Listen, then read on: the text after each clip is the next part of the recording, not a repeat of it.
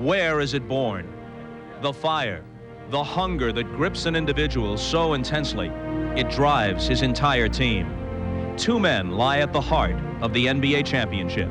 Each has traveled a vastly different path.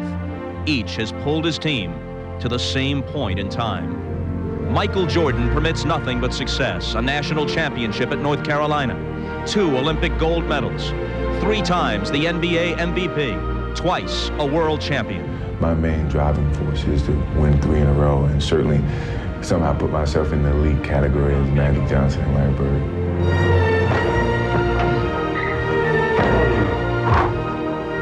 Charles Barkley's road has been less satisfying. His days at Auburn brought little glory. His NBA career largely squandered on a team that could not win. Yet this year brought a new sense of destiny, a gold medal, a new team, the MVP. The bottom line, the MVP is not my goal. If we don't win the world championship, I'm going to be crushed. 2 men, 2 paths, but 1 trophy. Only 1 champion.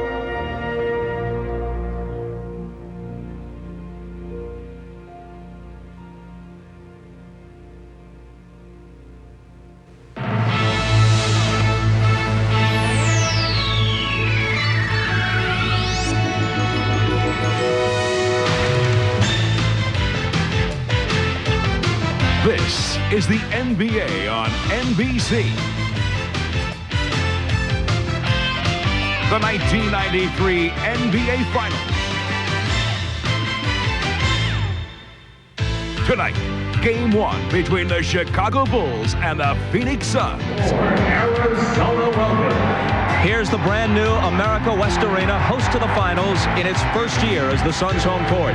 Phoenix had the NBA's best record this year, and the Suns have home court advantage in this series. Still, they're decided underdogs in the finals to the defending champion Bulls. And here comes the home team.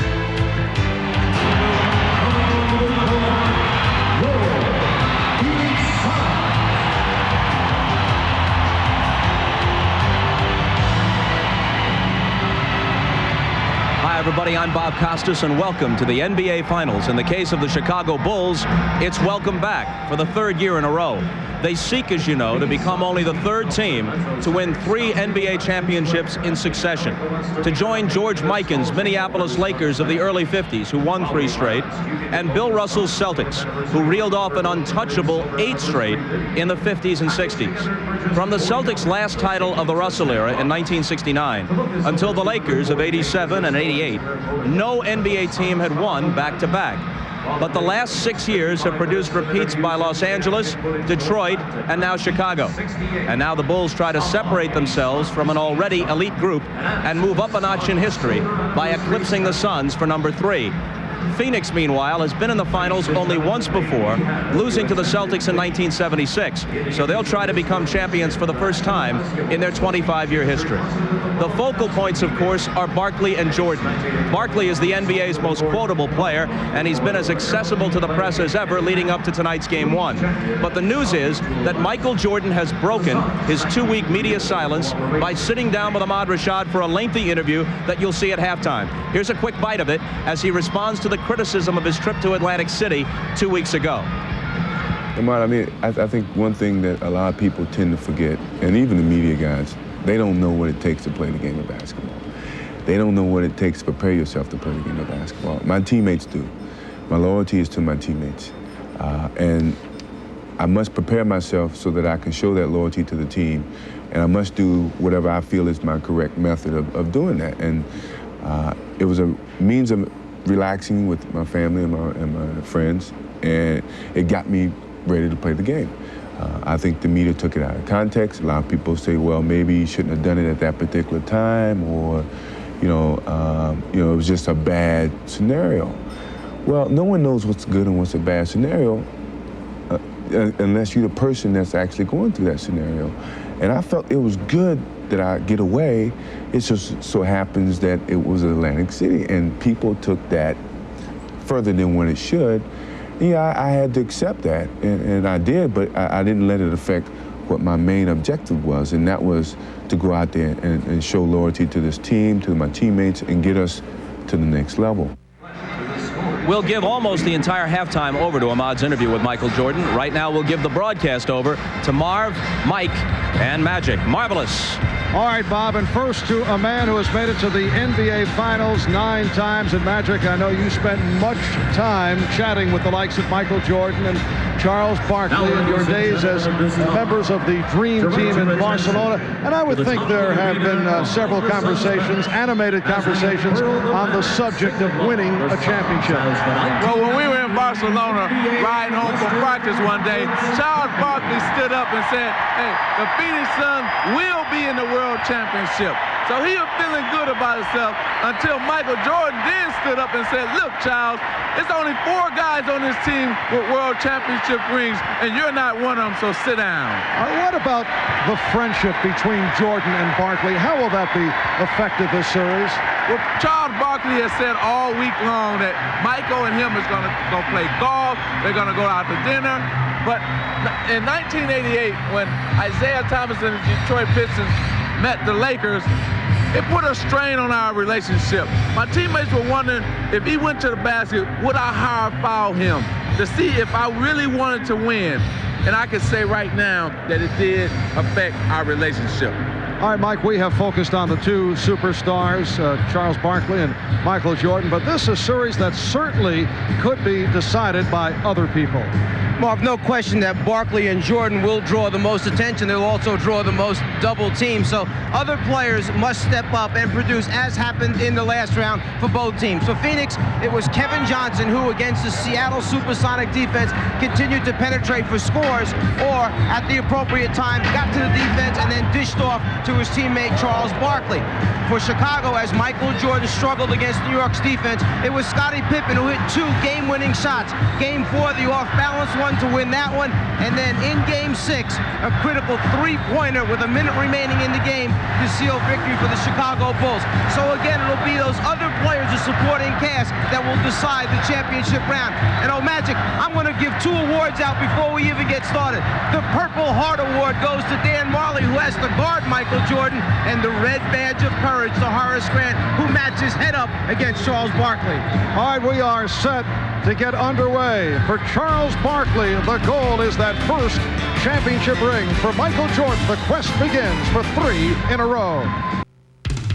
The NBA on NBC is brought to you by Nissan. It's time to expect more from a car. By Prescription Strength Lotrimin AF, the cure that gets it all. And by Miller Lite, great taste, less filling. Can your beer do this?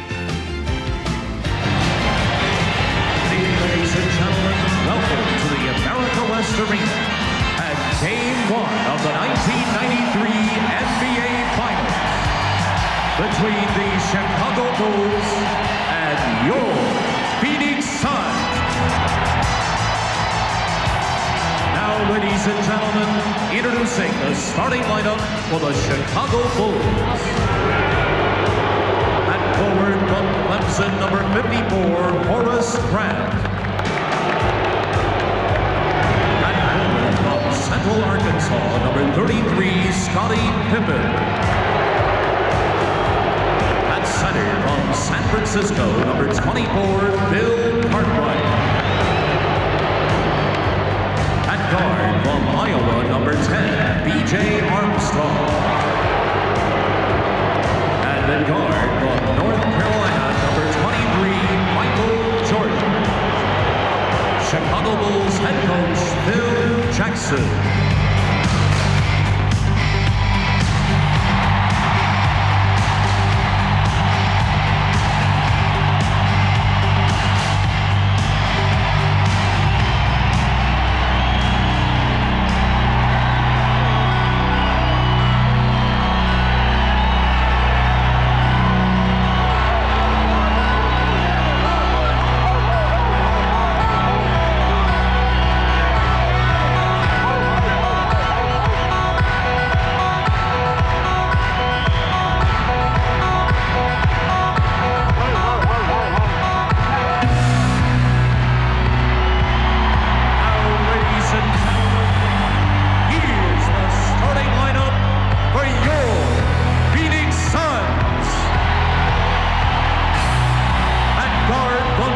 California, number 7, KJ Kevin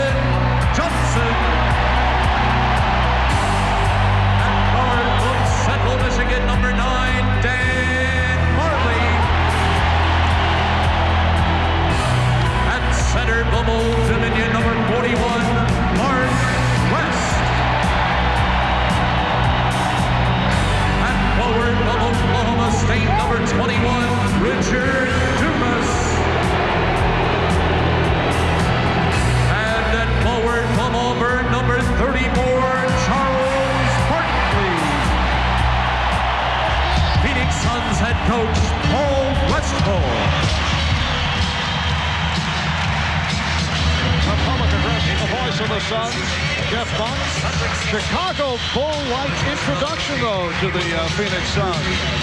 Once again, we have double coverage on the sidelines, joined by Ahmad Rashad and Hannah Storm. Let's start with Ahmad. All right, Marv, I know that before the last game I said that Chicago, the atmosphere in there was that they were very focused. It's the same. Horace Grant said it best when he said, we as a team feel like we have a chance to make history, and that's by winning our third championship. An update on Michael Jordan, who hasn't shot well. At the end of the last series with New York, he had a knot on the back of his wrist. I checked with him today. The knot has gone down. He expects that will affect his shooting in the form that he will shoot better. Hannah? Well, Ahmad, oftentimes the last thing an athlete sees as he enters the competitive arena is an inspirational sign above the door in the locker room. And Suns coach Paul Westphal has put up a special sign for the Suns during the playoffs. He said he was reading a book on NBA history, and he liked what Bill Russell used to tell his team when he was coaching. The game is scheduled. We have to play. We might as well win. Well, it's not exactly poetic, but it is pragmatic, and that's the sort of attitude that these Suns are taking into the game as they look to win their first NBA title. Marv? Thank you, Hannah. In this, the 25th season of the Phoenix Suns franchise, they are gunning for their first ever championship, while the Bulls are trying to become only the third team in the history of the league to make it 3 straight wins. The officials, Hugh Hollins, Hugh Evans, Jeff Kersey, 99 degrees outside, and things beginning to stir up inside. The opening tip controlled by Chicago, but the outside official, Hugh Hollins, says a do-over. It was a bad toss, and Hugh Evans will do it again. It is controlled by Phoenix as Kevin Johnson moves across against B.J. Armstrong. This is Dan Marley, played by Michael Jordan. Charles Barkley facing a double team momentarily. Barkley fires. Rebounded by the rookie Richard Dumas. And a foul is called on the Bulls. Foul committed by Bill Cartwright. So Marley will throw in. During the regular season, the Suns and Bulls split 2 games, each winning on the other team's home floor. Chicago winning here convincingly. Pippen with the steal. Pippen all the way. And the Bulls off to the 2-0 lead. Immediately they go out and extend their defense, man-to-man, push out over the 90 feet, see what they can make happen, get a feel for the opponent you're guarding, and no question that ball pressure by B.J. Armstrong against KJ is going to be very important to the series. Barkley finds West. Mark West serving up a facial and a whistle on the play. Scottie Pippen in a mild argument. He's called for the foul.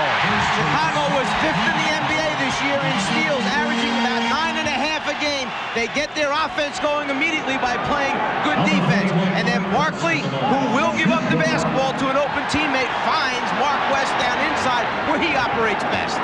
Well, I think what the fans can look for in the Phoenix Suns side, look for them to be nervous. This is their first world championship. I remember when we played the Bulls in that first world championship in game 1, they were nervous. And so look for the Phoenix Suns team to be a little nervous. That was 3 years ago, and then the Bulls able to settle down and knock off the Los Angeles Lakers. When Chicago comes down to run its half-court offense, Dan Marley's assignment is keep the ball out of Michael Jordan's hands, deny him all over the floor, push him out as far as you can. So you'll see Marley paying all his attention to Michael. Forget the help defense.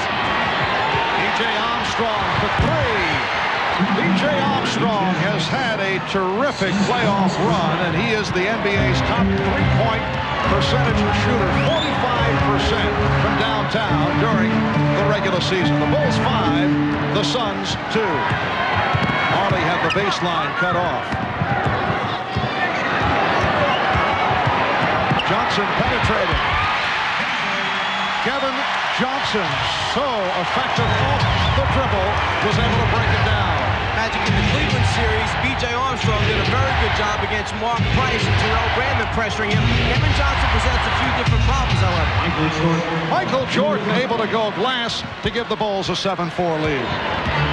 Well, the Bulls are doing an excellent job on their half-court offense. They're really looking to move the ball, move their bodies around.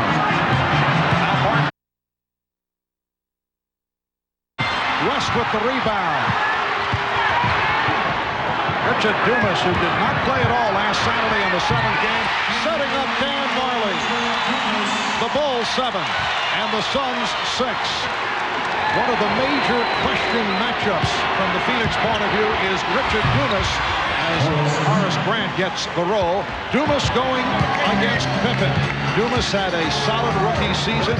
Did not play well against the Lakers in the opening round of the playoffs. Did not play well against Seattle. Jordan off the steal. 3-on-2. It's Grant from Jordan. It counts in the foul. The foul called on West. Well, Charles Barkley's going to have to make sure he changes ends quickly because Grant could run the floor, but as KJ comes down, he loses the handle at the last second. I'm sorry, this particular one is where he scores.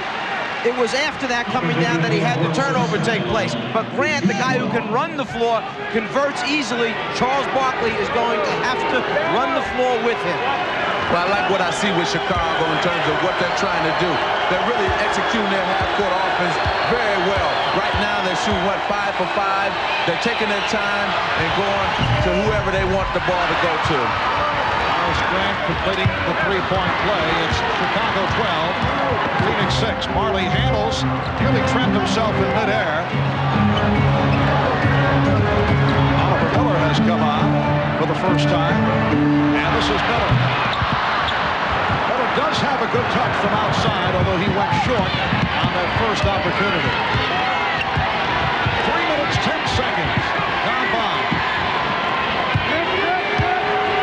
The double team on Pippen.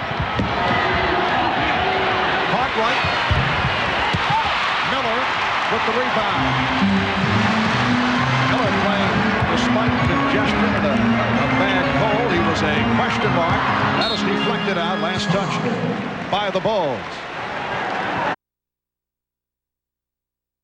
7, Game 2, Friday night here in Phoenix. Game 3 at Chicago on Sunday. Charles Barkley. So Barkley with his first field goal. Charles coming off a sensational 7th game against Seattle. Just Kersey with the call against the Suns. It's on Dumas. Well, you can see that what Chicago is trying to do is relieve the pressure and let BJ go down the court and let Scottie Pippen bring the ball down so they can take the pressure off of BJ because you know Kevin Johnson would be pressuring him. The other thing, it's a test immediately for Dumas having to guard Pippen as much as he is early in the game here, knowing that Pippen can score or dish it off. And Bill Cartwright does the scoring. Bill Cartwright came alive offensively against the Knicks. Had some solid games. That's a blocking foul called on Armstrong. That's not the kind of foul that BJ wants to pick up because if he gets a couple quick ones early, it will force John Paxson to come in, who does not have the same foot speed as BJ Armstrong. Both those guards, BJ and Paxson, not given enough credit for the excellent defense they play against point guards. Barkley. So Charles is 1 for 4. Bulls lead it 14-8. Chicago has hit 6 of 7 from the field. Here's Grant. Yes. Horace Grant with the post-up move extending to an 8-point lead. See, he said Horace Grant said in the paper today that he's going to go at Charles Barkley offense. Johnson tried to lead Barkley, and they called it a jump ball, a disagreement between the two officials. And Hugh Holland says, jump it up. Well, if you're not sure, better jump it up. Okay, then make an incorrect call. The decision right there, off Barkley's hand last. Officials saw it different ways. One saw it off Grant, one saw it off Barkley. They were right. It was just that it was Charles last. So it will be Barkley and Grant. Suns control the tip. Miller sent the pick and roll, but Johnson went the other way.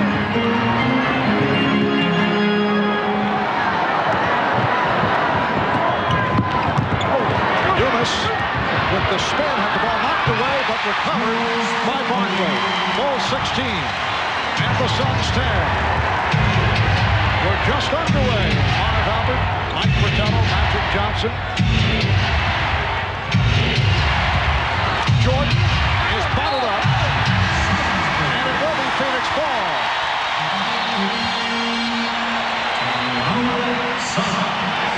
Michael trying to find an opening down the lane, gets tied up from behind by Marley. Then Oliver Miller comes over, and the ball goes off Michael. Goes back to Phoenix. 6:53 to go, first quarter. Bulls by 6 over Phoenix. Bulls and Suns met only twice during the course of the regular season, so both clubs in the early going not certain what to expect, and it has been a feeling out process. We talked about that with Chicago Bulls coach Phil Jackson. Well, we think that this is a ball club that if you don't know their personnel, you get lost, and they end up banging you for three-pointers or inside plays, or Barkley gets offensive rebounds. They run out in transition. A very unusual, unorthodox team. Pretty freelance style. New York is orthodox, execution. This team's going to be wide open. There's nothing you really can plan for except for the people. And you got to know how to play each people in every play, personnel-wise. Interesting exchange. First the steal, then Pippen missed on the drive.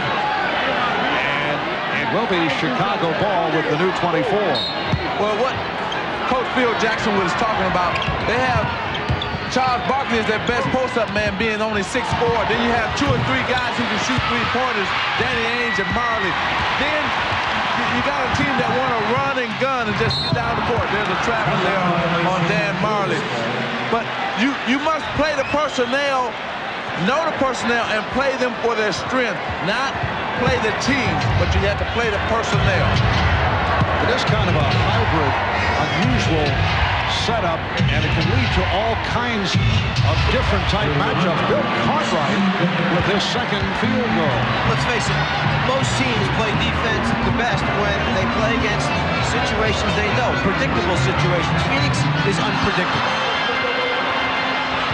Bulls with an 8-point lead halfway through this opening quarter. Cartwright setting the screen for Pippen. Rebounded by Barkley. Crowd a little impatient as the Suns are off to the slow start. Barkley goes all the way. Well, there's not a whole lot you can do there, Matt. He just ran over the top of Grant. He was in perfect position, but Charles just moved him out of the way. Well, it's tough when he gets a head of steam going because he's unstoppable at that situation when he got a head of steam going. After the good start, Bulls have missed 5 of the last 6 from the field. Michael Jordan, 1 of 2. Bulls by 6. Kevin Johnson ran into Bill Cartwright, who was switching off. Johnson off the recovery, trying to set it up. Johnson gets back to it. Shot clock down to 6. It's Cartwright guarding Johnson, and he fires for 3. Rebound Barkley. Rebound Miller comes to Barkley. Oh, he is way off. Correct me if I'm wrong, but you're seeing all this nervous energy taking place out here by both teams. That's why you're having a game looks a little raggedy right now. But game 1 in any 7-game series is always going to be like this. It's going to be a low-scoring game because both teams are nervous. Both teams are trying to feel each other out. Pippen. Scottie Pippen going glass for his second field goal. And I would think a low-scoring game, if that is the way it does turn out, would certainly be in favor of the Chicago Bulls, who are defensive-oriented as opposed to the run-and-gun style of the Phoenix Suns. And Marv, you can see that already because they have extended their half-court defense way out, that being the Chicago Bulls. During the course of the regular season, Chicago held 43 opponents under 100 points, while Phoenix only did it 16 times. Now both clubs having their difficulties. We come up on 4 minutes remaining in this first quarter. Kevin Johnson with a brilliant move. He went the distance, beating 4 Bulls off the dribble. First rule of defense, you must stop the basketball. Guard's not supposed to go from one end line to the other and score a basket on you. Timeout taken by Chicago. The Bulls now lead by 6. Well, here's one of the best point guards in action, going coast to coast, taking it up with the left hand. Beautiful move. Yes, it has been a splendid MVP season for that man, Charles Barkley. There has been much pressure on Charles. Some rocky times during the course of the playoffs, but he has made it to the NBA Finals. Yesterday after practice, we asked Charles, did he feel more of a responsibility to take the Suns to the final? It's been such a difficult year for me, stress-wise or pressure, whatever you want to call it, because the day they made the trade from Philadelphia, if we did not get to the finals, it would have been considered a total flop in most basketball circles, considering what they gave up to get me and what people expected from us, the city of Phoenix, the Suns as a team, and basketball in general. They expected us to get to the finals. And it's just, I was kind of just relieved more than anything else that I had handled the pressure so well. Well, the man can hold his head up because he has met the challenges. He has done exactly what he said he was going to do to this point, get Phoenix into the finals and have a chance to win a championship. And in fact, of the 17 shot attempts now by Phoenix, Charles Barkley has taken 8 of those. He's only 1 for 5 from the perimeter, 2 for 3 from down inside. And here's Jordan following that Richard Dumas field goal, his first. Cartwright with the steal and the bucket. And that is a most unusual sequence. Well, you don't expect Bill Cartwright to come up with a steal, and Mark West got to watch those outlet passes. Richard Dumas. Dumas with his second field goal, now getting into the flow. The Bulls 24, Suns 18. Pippen off the screen, yes. And the shooting is picked up at both ends. Pippen is now 4 of 6. He has 8 points. The Bulls lead by 8 with 2 minutes 35 seconds remaining in this first quarter. Marley played by Jordan. Phoenix now 9 of 18 from the field. Chicago 12 of 20. Shot clock at 5. Marley off the dribble. Jordan knocked it away, and a reach-in foul has been called on Michael Jordan.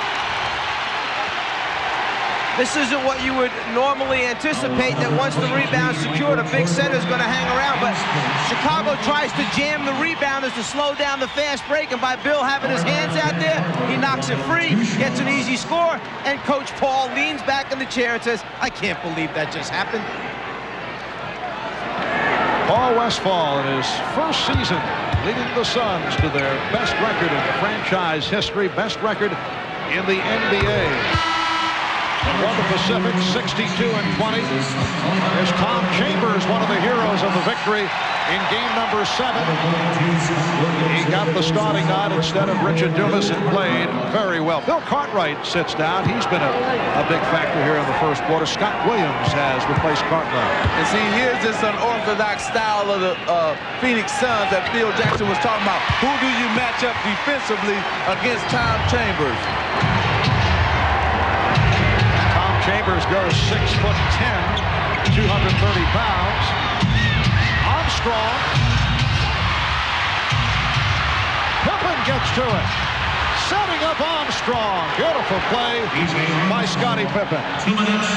Just under 2 minutes remaining. First quarter. The Bulls 28. The Suns 20. Chambers has the excellent touch. Kept alive by Marley.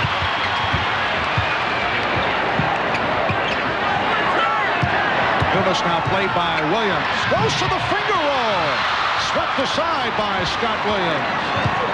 One thing that kind of jumps out at you here early as Michael hits Grant on that transition, filling the right lane, score for Horace Grant. One of the things that jumps out at you, Michael Jordan, Charles Barkley, neither player has gone to the free throw line yet to pick up any points at the foul line. Biggest lead of the game, Chicago by 10. Barkley isolated against Grant. Here's Charles Barkley. The tip missed, and then rebounded by Scott Williams. Barkley is now 3 for 9. Just under 1 minute remaining in this first quarter. Michael Jordan with only 2 points. Has not had the shot opportunities, but Michael has compiled 3 assists. Shot clock at 5. Now Grant over Chambers. And it looked like Chambers got a piece of it. Horace Grant off to a fast start. Began the series against the Knicks bothered by a sprained ankle, and when it healed, he came on. He was an important man as the Bulls knocked off the Knicks in 6. Chambers. Marley gets the new 24. 3-point attempt. The Bulls had the numbers momentarily, but the Suns able to hustle back. Phil Jackson says hold for a final shot. 15 seconds to go in the quarter. What you see Phoenix do is trap immediately. They want to hope that Chicago takes an early shot, and maybe they'll get one back at the other end. It's Jordan, final seconds, getting it off. Yes, 0.3 of a second remaining in the quarter. Chicago leads by 14. Strong start by the Bulls. The Suns looking shaky here in the early going. Michael Jordan, 2 out of 5, 4 points. And Charles Barkley, only 3 of 9 to start things off. So after 1 in Game 1 of the NBA Finals Series, Chicago 34 and Phoenix 20. We'll be back right after these messages.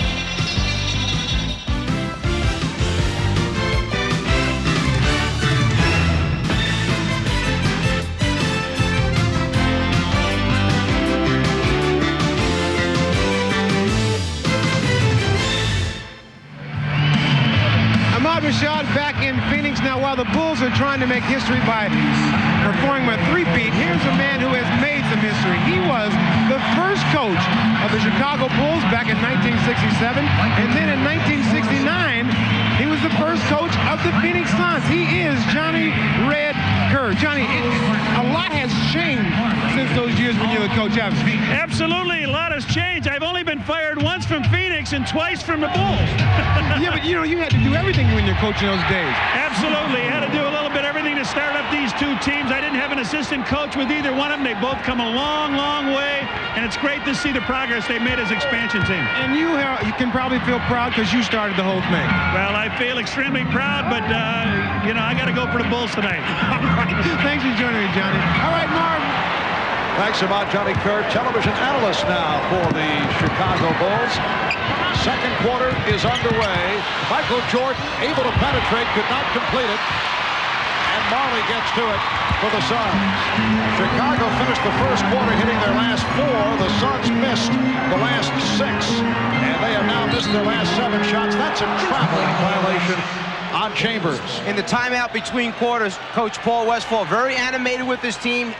Point of emphasis, get the Bulls off the block. They're in there, down too low, getting inside scores. Not only was he upset about that, but he was also upset that different guys are not taking their shot. They're taking somebody else's shot. They're not playing their game right now. Scott Williams diving for it, and he's tied up and is upset. He thought he was fouled. I think he thought he had called a timeout first. He was trying to call for a quick timeout before he got tied up. Here's the extra effort with Grant sneaking in from behind. Williams goes to the floor, thinks he's going to be tied up. He's trying to signal timeout, but gets smothered right there. The official calls jump ball. Substitutions by both teams. Otto Miller is back. Oliver Miller is back. Danny Ainge has come on, as has John Paxson and Trent Tucker. Frank Johnson also checking in for the first time. A minute gone by in the second quarter. Suns and Bulls now battling for position for the tip. It's controlled by Chicago. And Phil Jackson goes with his small group, the 3-guard offense. Michael Jordan pulls up, hits a jumper. And this will be a good unit to use throughout the series against Phoenix because Paul Westphal likes to go to unusual lineups, small lineups at times. 6 points for Jordan and the Bulls with a 16-point lead. Frank Johnson with a nice move. He's played well during the playoffs. Here's some pressure momentarily. And then the Suns drop back. Frank Johnson, 34 years old, played the last 3 years in Italy after spending 7 years with the Washington Bullets. And it's a travel on Scott Williams.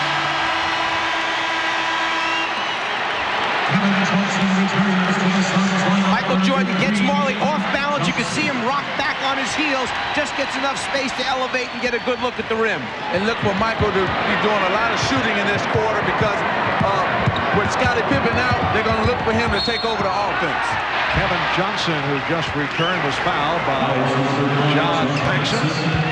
John Paxson gave the Bulls a lift off the bench in the series against the Knicks. Had a couple of productive games, including the final game of Chicago last Friday.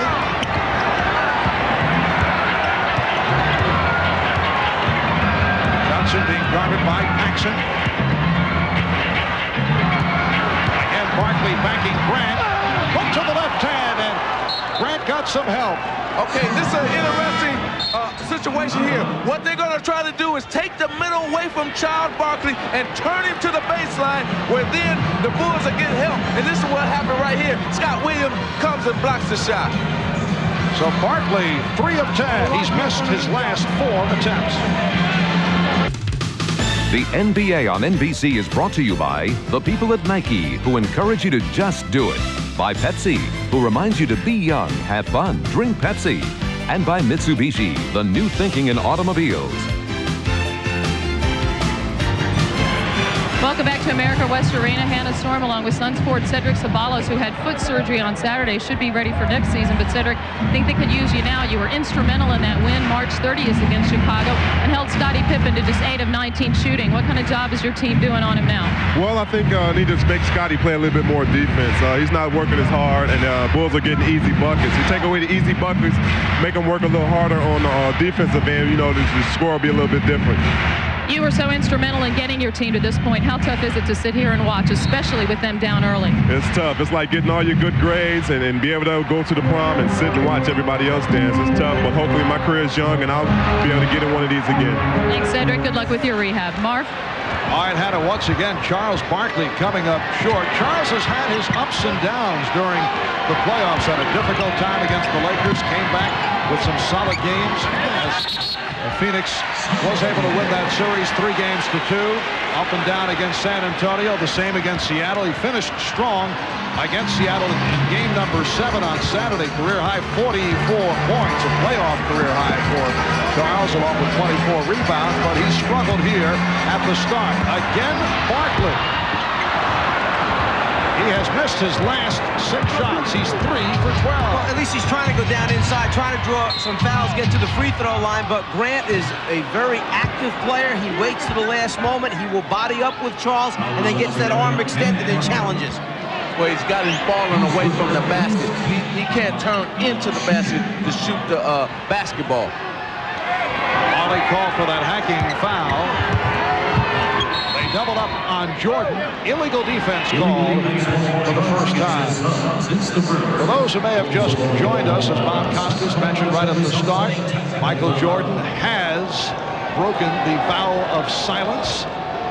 And at halftime, we will hear a conversation that he had with Ahmad Rashad. That's the first interview since he stopped talking. I know if I were breaking a vow of silence, the first person I would want to talk to, I speak for myself here, is Ahmad, without question. I want to ask Magic a question. Magic, the 7-game series against Seattle, couldn't it have taken a little bit of wind out of the sails of the Suns, where they're not coming out here strong here in the first half? Oh yeah, because you know what happened in that Seattle series? Seattle made them work really hard for every bucket. They pressured them, they trapped them a lot, so it could affect them in this game right now. 8:45 remaining in the first half. A backdoor pass handled by Scott Williams.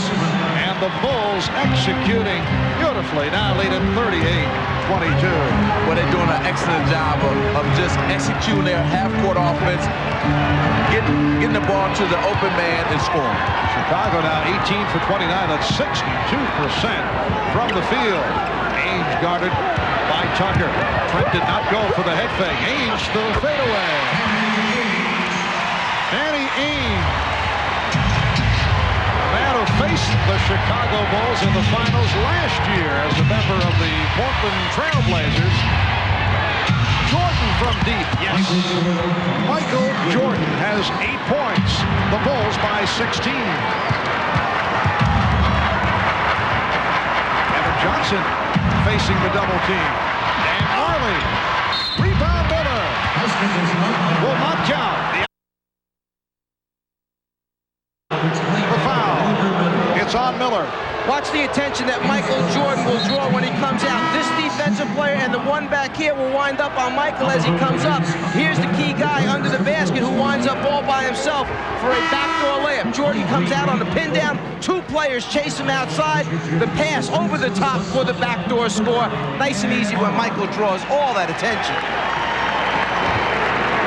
On the Bulls defensive end, Michael Jordan has been doing an excellent job on Dan Marley, not letting him catch that basketball and pressuring them all the way out to the three-point line. Well, you can tell the message got across about challenging the three-point line. Every time Phoenix catches it out there, Chicago runs at him, makes him put it on the floor, chases him inside the line. Strong move by Williams. Crowd wanted a foul. They thought he made contact with Miller. Dumas gets down court. Well, he eluded Paxson, but he could not hit on the drive. Paxson for three. Grant with the rebound, but a loose ball foul is called. It's against the Bulls. You know what the problem is for Phoenix right now? They're not getting any transition baskets. Everything has come on the half-court end, and they're not a great half-court team unless Charles Barkley is getting double-teamed, and the Bulls are not double-teaming Charles Barkley. And the reason is simple. Chicago is not only an excellent half-court defensive team, but they are one of the best in transition defense. Their athletes are able to get back, stop the basketball, and pick up the open people. Horace Grant committed that last foul, sitting down. Stacey King has come on for the first time. That was rebound number 7 for Scott Williams. Just under 7 minutes remaining in this first half. Pippen, yes. And the Bulls open up an 18-point lead. You know, Chicago players have to be saying to themselves right now, this is too easy. They didn't get open shots against New York like this. And I think Paul Westphal has the same thought on his mind. Back in Phoenix, the Bulls try to become only the 3rd team in NBA history to pull off a three-peat. It's been a very tough season for three-peat attempts. The Duke Blue Devils not able to do it. Pittsburgh Penguins of the National Hockey League also knocked off. Jim Courier looking for 3 in a row in the French Open. And Michael Jordan and his Bulls try to win 3 in a row. No team has won 3 consecutive titles in 26 years. Only the Minneapolis Lakers and the Boston Celtics have won 3 straight championships. The 2 most recent teams to attempt pulling it off, the 1989 Los Angeles Lakers, the 1991 Detroit Pistons, both fell short, as Dumas and Miller just did. You know, coming into the series, everyone said you have 2 finesse teams in the finals. Well, something that shows up right away, there have only been 4 free throw attempts after a quarter and a half of this basketball game, which means either you don't have people hitting each other out there, there aren't a lot of drives to the basket, there's a lot of jump shots, or people are scoring too easy, no one's contesting them. What a sensational first half effort by Scott Williams. 4 points and 8 rebounds for Williams. Johnson with the force, but it's punched home by Dumas. That's his 3rd field goal. Marv, that was the first easy basket that Phoenix has gotten in this first half. The end result, Chicago with an 18-point lead. Make it 20. Scottie Pippen, who had the sensational series against the Knicks, with 12 points here tonight on 6 of 8 from the field. The Bulls 46 and the Suns 26. Barkley. And the first easy attempt for Barkley. Exactly. I'm going to tell you why that happened, because you have kind of a mixed group on the floor for Chicago, and defensively they weren't quite sure who was going to rotate where. Phoenix caught him that time with some nice interior passing. Dumas with the steal. Here's Ainge for Johnson. Oh. And put home by Dumas. And the crowd getting back into it. Phoenix now trailing by 16. When they get into it because they got some transition baskets. That was a transition basket, and they hadn't gotten one.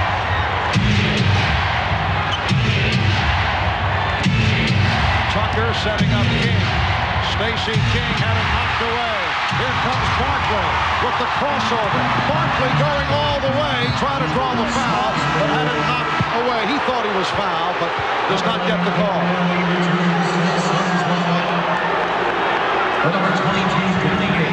You're trying to get easy scores. Well, you can start it with good defense. As Magic said, they haven't had many easy ones. The miss, Pippen gets a little frustrated because he tries to get the block from behind. Nobody checks off Dumas, who follows up the shot for two. Barkley trying to dribble through three defenders, feels he got fouled. Instead, a deflection was called. Phoenix will get the ball back. Dumas passed up on that first opportunity. Michael Jordan has returned. The Bulls with the ball and a 16-point lead. King lost it.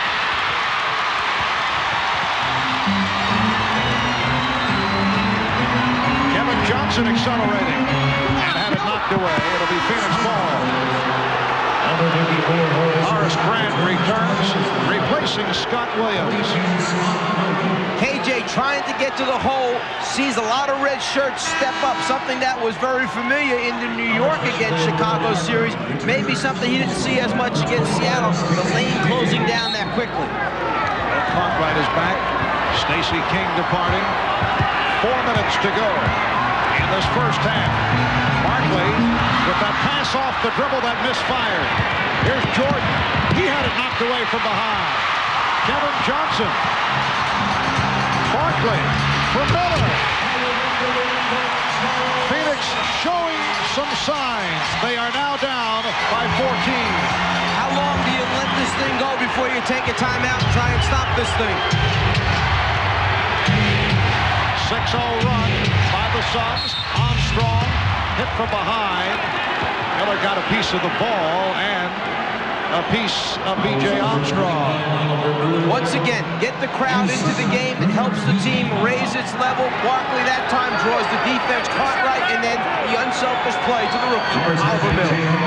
But the only way they can get the crowd going and into it if they continue to stay in their transition game. That's when Phoenix is at their best. Patrick, I asked you at the start of the telecast about the friendship between Michael Jordan and Charles Barkley, how that will play into this series. You made reference to your friendship with Isaiah Thomas and Laker teammates wondering if you would be able to give the hard foul. Well, Charles says, hey, we're going to play golf, we're going to have dinner, talking about plans that he and Michael have during the NBA Finals. Is that possible? Can that work? Is that a bad thing? Can that have an effect? I give you 5 questions, though. It can't work because you have to have sort of like a dislike for your opponent, no matter if he's your friend or not, going into the series. So if they go out to dinner and continue to go play golf, it's going to work more in Michael Jordan's favor than in Charles Barkley and the Phoenix Suns. In effect, it softens up Barkley. Exactly, it softens him up, and he doesn't have a dislike for not only Michael Jordan, but for the Chicago Bulls.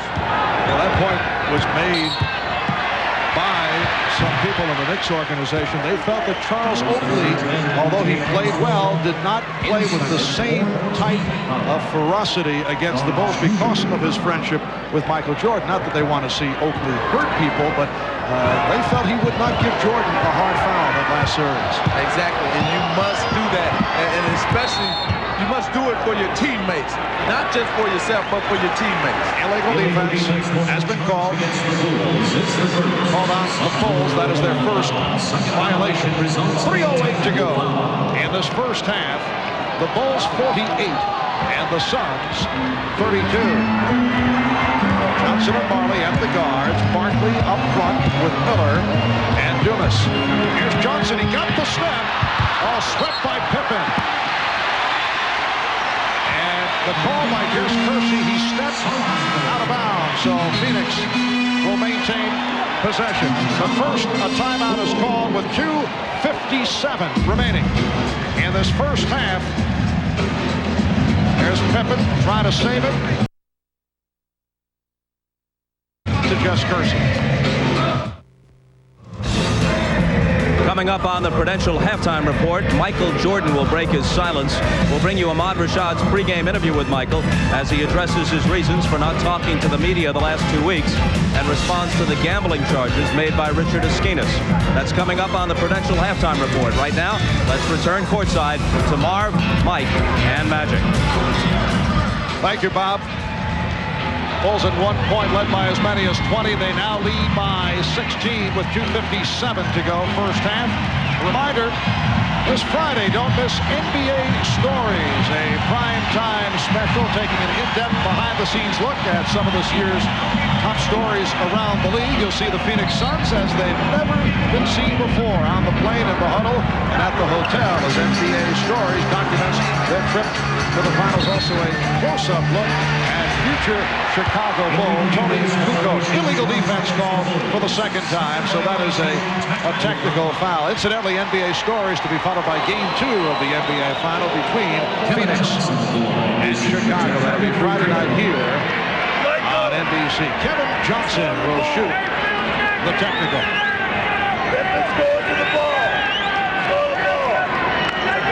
Kevin Johnson making his first appearance at the foul line.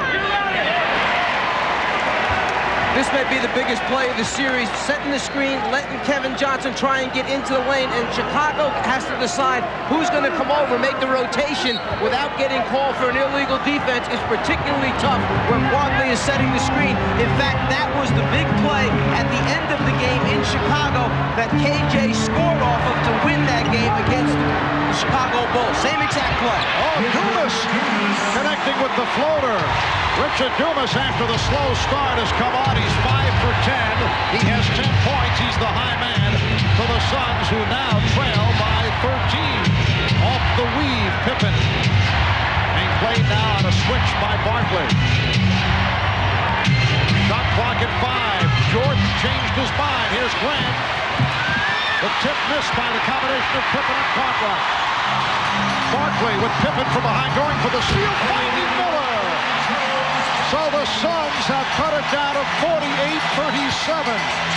That's when Charles Barkley is at his best. When he can grab the defensive rebound and bring it coast to coast, good things usually happen for the Phoenix Suns. Phoenix with an 11-2 run to cut into that sizable Chicago lead. Here's the young rookie who is so athletic. He has great lift in the legs, one-on-one against Scottie Pippen, who's an outstanding defender, but that lift at the end enables him to get over the outstretched arm. And then Charles knows exactly where his teammate is. Oliver Miller leads the break, lets the big man run ahead of him, finds him for the finish. Richard Dumas with 10 points. Charles Barkley has 8. They're the high man for the Suns. Chicago being sparked by Scottie Pippen, who has 12. Horace Grant with 11. Michael Jordan has 8 points. And this crowd very much back into it, but Scottie Pippen able to quiet them down.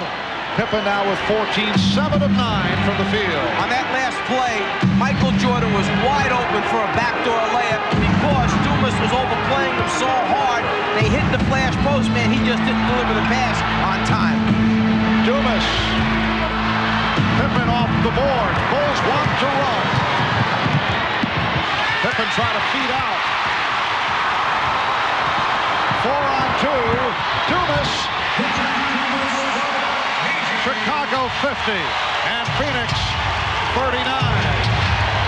There's a big 4-point swing. 2 you think you're going to get because you outnumber the defense 4 against 2. You don't get it, they go down and score against you. Pippen with the room. Miller on the rebound.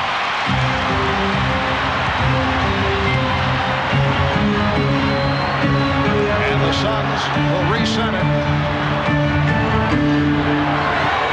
Shot clock down to 10. Johnson got the step. And it counts. It's a goaltend. Sometimes you'll try and get a block shot any way possible. You get it from behind, you get it from the front, and then you even try and stick your hand through the bottom of the net like Chicago did that time, but it doesn't count that way. but Chicago is not getting the same shots on offense that they were getting earlier in this game. Phoenix have moved within 9. They were down by 20.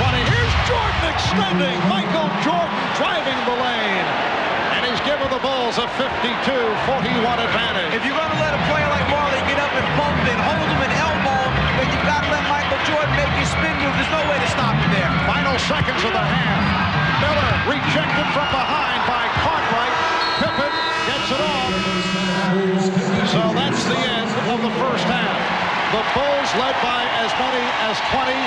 Phoenix now down by 11 at halftime.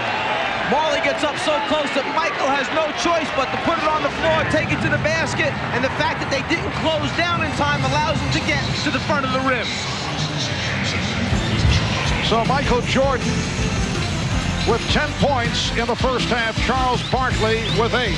Scottie Pippen, high man, with 14. Bob Costas and the Prudential halftime report coming up.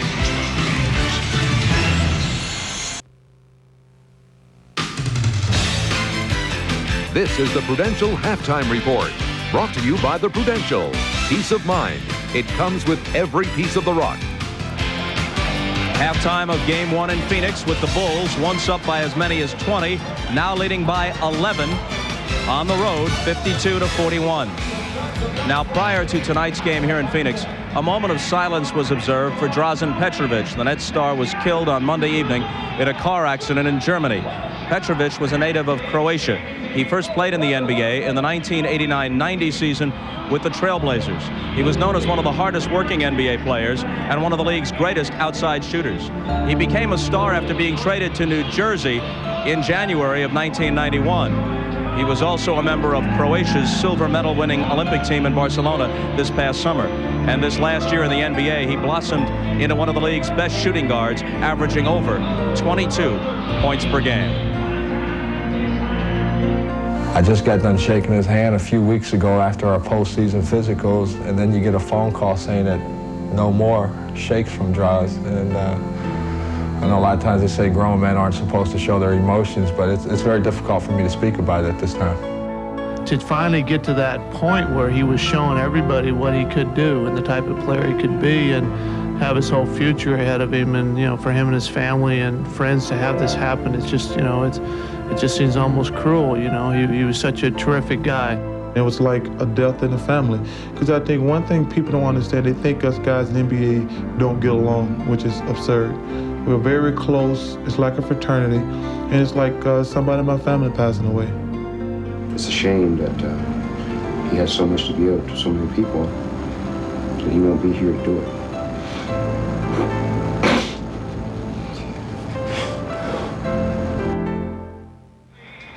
And when we come back, Michael Jordan's first interview in 2 weeks as he talks with Ahmad Rashad. That's after a message from Prudential and a word from the NBA.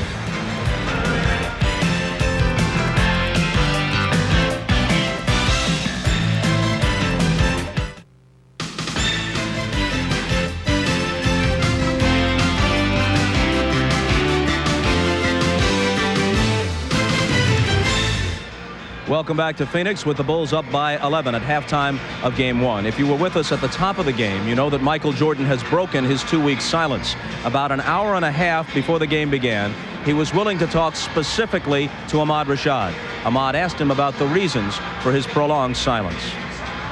I just felt that it was unfair that I was being considered a criminal for doing something that is not illegal. Gambling is legal. And betting is legal. For what I bet, yeah, it's a little bit more than I wanted to lose. I mean, I didn't bet to lose, but I lost it and I paid off all my debts. I didn't want to go to NBC or anyone else and let them know, hey, I lost $500,000. I'm going to pay it this, I'm going to pay it that way. I felt I was taking care of what my responsibilities were, and I lost. My family's not starving. My wife, if I had a problem, would have left me, or certainly would have came to me and said, hey, seek help. My family, my mother and father, who we're close-knit people, and they have monitored me from when I was a kid, when I was born, up until where I am now. And if I ever had a problem, they never had a problem telling me that I had a problem. So they never came to me and said, hey, Michael, you got a gambling problem. Or my wife never said, and she's chief of finances in my household. She knows what comes in and what leaves. And she never said, Michael, hey, you got a problem. You know, I think that's something that the media has taken it far greater than what it is. Soon, whenever I walk away from this game, I think that's the only thing that people are going to say was a bad thing about Michael Jordan. No, I didn't commit a crime, but he gambled. And if that's the least that I could be considered or have on my repertoire or my resume, that, hey, I'm a competitor and I gambled, let's say $500,000, and yet I'm still living. I'm not broke. Financially, I still think I'm set. I don't have to work. And I choose to do whatever I choose to do once I leave the game of basketball, then I'm happy. I think the thing that really staggered the public was the fact of the amounts. All of a sudden, it's reported that you lost over $1 million playing on golf bets. $1 million, I guess I would be sick if I lost $1.2 million, and he would be sick if he reduced $1.2 million to except $300,000. So yeah, he must be sick if that's the case. But I think that he exaggerated to a point, and I've come up with my own conclusion of why the exaggeration was to 1.2 or whatever, was that it sells books. It sells books. Plus, for a guy who makes over $1 million, to lose $300,000 is easily acceptable from the public. But to say he lost 1.2, then the public's gonna look at it and say, oh, God, that's a lot of money. You know, that's a 1.2. Maybe he does have a problem. But I think that was one of the reasons that the numbers were thrown up there. But either way, I felt I was betrayed by this individual. He considered himself a friend. I don't consider him a friend because friends don't do that to other friends. And if, let's say if I did have a problem, if he was such a friend, he would come to me and say, hey, Michael, I think you got a problem. I'm doing this book, blah, blah, blah. Go seek help. No, here come my doctor. Go see this doctor. Go see my doctor. Maybe he can help you. And I never got that call. Do you feel like you have to really close yourself off from people or ask to see a resume before you go out and play golf with people? I don't want to. I don't think I should. I think you learn from the perception of people that you deal with, how to judge people. I think how to judge people. I'm never really going to know because I can't get inside of your head or the next person's head. But I have to be very perceptive of what this person his main objective is in terms of trying to be my friend or trying to get close to me because of other circumstances. I think I must put up a bigger or tougher screen for other people to get closer to me. For the public, do you have a gambling problem? No, I enjoy it. It's a hobby. If I had a problem, I'd be starving. I'd be hawking this watch. My championship rings, I would sell my house. I would do this. My wife had left me, or she'd be starving, or my kids would be starving.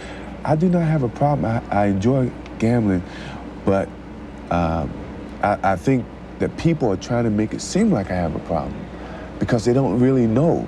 And when you have an area that you don't really know about, you're going to have people, taking it further or speculating even further until I come out and basically give my own opinion about it. You mentioned your age, and you mentioned earlier in the interview that it's going to be over with soon. You seem more charged up for this particular series than you have the last 3 years. Well, I felt I had a lot of things on my mind, and this is one of the reasons that I wanted to talk to you and get some of the things off my chest so I can enjoy this history that we're about to make and winning a third championship. And I did say soon. No one knows when soon is. Soon could be next year. Soon could be 2 years, But could soon be after this year? Could be, but I will not quit this game because of what the media has done to me or what other people have done to me. I will quit this game because my skills are diminished. I can't find the challenges to keep pushing myself. My love is always going to be there. But my pride won't let me leave because someone else is going to push me out. I'm going to leave on my own terms. And I don't think too many athletes have that opportunity to do. And that's what I want to do whenever it comes my time. Want to bet?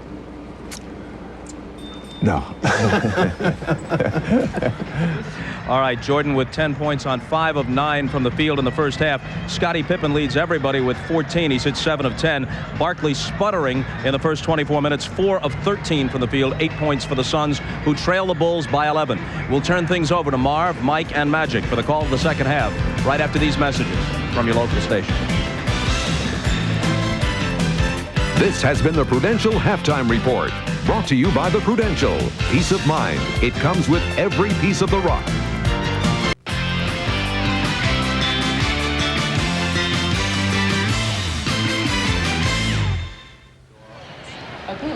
It is a beautiful day in the Valley of the Sun. Marv Albert, Mike Fratello, Magic Johnson. It is an 11-point Chicago lead at halftime, and Magic, you hit on it right at the start. You said that you thought the Suns looked a little tight in that first quarter. Well, and it showed, too. They only shot 39%, and most of the shots were jump shots, and that shows the signs of nervousness. Phoenix did certainly get the shots off. You look at the stat sheet, Mike, 48 field goal attempts. There were 19 for 48. And 48 is particularly good against this Bulls team because in 11 playoff games, Bulls opponents have only had an average of 74 shots for an entire game. Here, Phoenix has 48 already in the first half. They're getting them, but they're getting them quickly because only 3 of those 48 have come under 5 seconds left on the 24-second clock, so they're hurried shots. And a look at today's Miller Genuine Draft halftime statistics. Chicago at 60% shooting, 24 out of 40, and Phoenix, as you see, 19 for 48. Pippen had the hot hand, 7 of 10. And off the board, Chicago led by Scott Williams, 22 rebounds. Phoenix with 20. Strong first half for the rookie, Richard Dumas. Now let's go to Hannah Storm, who is alongside Phoenix coach Paul Westphal. Coach, your team is down by 11 points, but you are at home. You're only shooting 40%. How do your guys get in position to win this game? Well, that certainly wasn't our best half of basketball of the year. We're letting them shoot 60%. Our defense isn't aggressive enough. Our offense isn't aggressive enough. And we feel we're pretty fortunate to only be down 11 the way we're playing. We just have to come out and force the action a little bit more than we have been and try to get back in this game. In other words, you guys are reacting to the Bulls instead of playing your game. Well, I just think we're conceding too many easy shots for them, and we're working too hard to get into our offense. Okay, look for a more aggressive Phoenix team in the second half, Marv. All right, Hannah, you look back to the 2 regular season games between these two teams. Phoenix scored 62 and 65 points in the first half of those games. Only 41 here at halftime. Chicago led by as many as 20. The Suns with a 15-6 run to end the half. 41 points, the lowest scoring first half of the playoffs for Phoenix. As you check out the leading scorers, Scottie Pippen at 14, Horace Grant 11, Michael Jordan with 10, Richard Dumas, the only Sun in double figures with 12, Charles Barkley in 24 minutes, 4 of 13, only 8 points. Jordan and Armstrong at the guards, Cartwright, Pippen, and Grant up front as we get started in the third quarter. Shot clock down to 3, and Pippen has to fling it. So the ball goes back to Phoenix.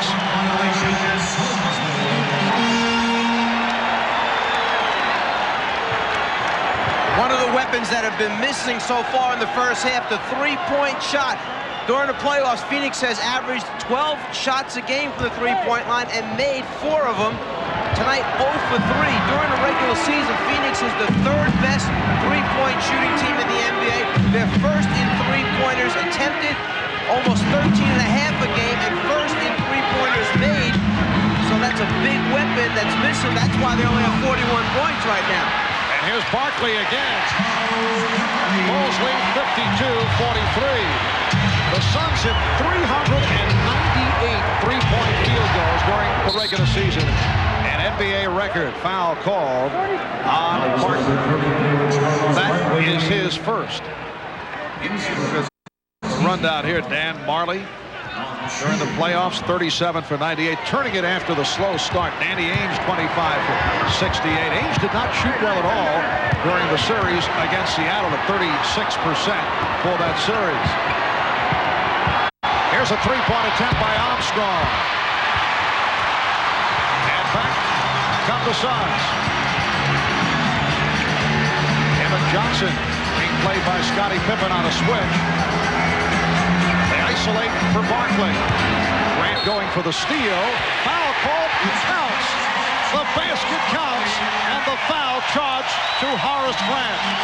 If you want to know, if you're a Phoenix Suns fan, why the Phoenix Suns are still in this game is because of 10 offensive rebounds. Now, remember, the Chicago Bulls are not double-teaming Charles Barkley, so you can see what happens when you don't double-team him. Horace Grant has been doing an excellent job up until then on that shot there. Barkley, a 76% free throw shooter during the regular season, his best ever in the league, and he was way off on that attempt. Barkley has 16 shot attempts, Magic, already in this basketball game. That's a lot of shots. Phoenix has moved within 7 off a 19-6 run to get back into it.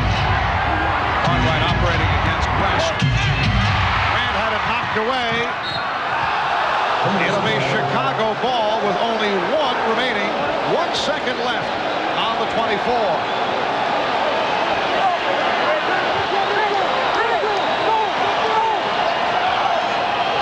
Pippen will inbound.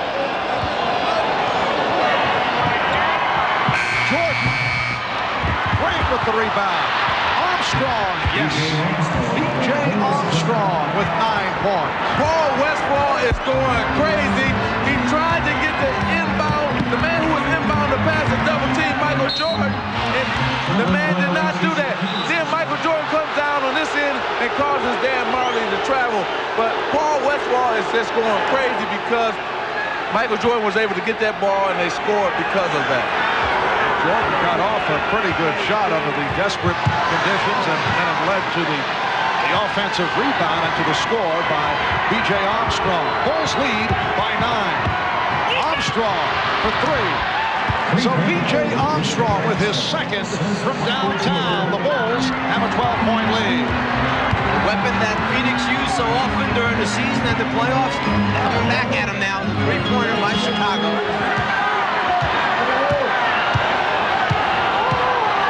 Barkley backing in.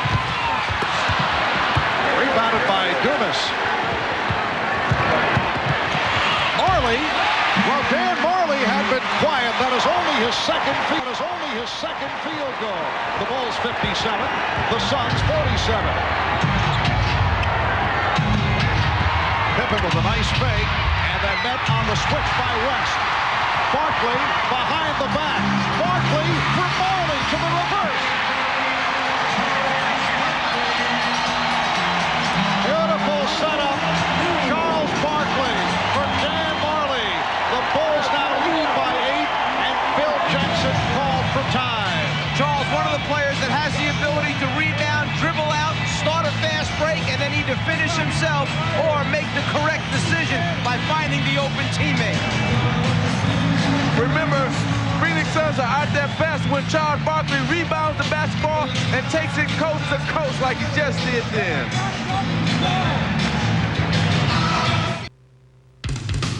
The NBA on NBC is brought to you by Oldsmobile, by Keystone, Keystone Light and Keystone Dry. Bottled beer taste in a can. Wouldn't that be great? And by Goodyear, #1 in tires.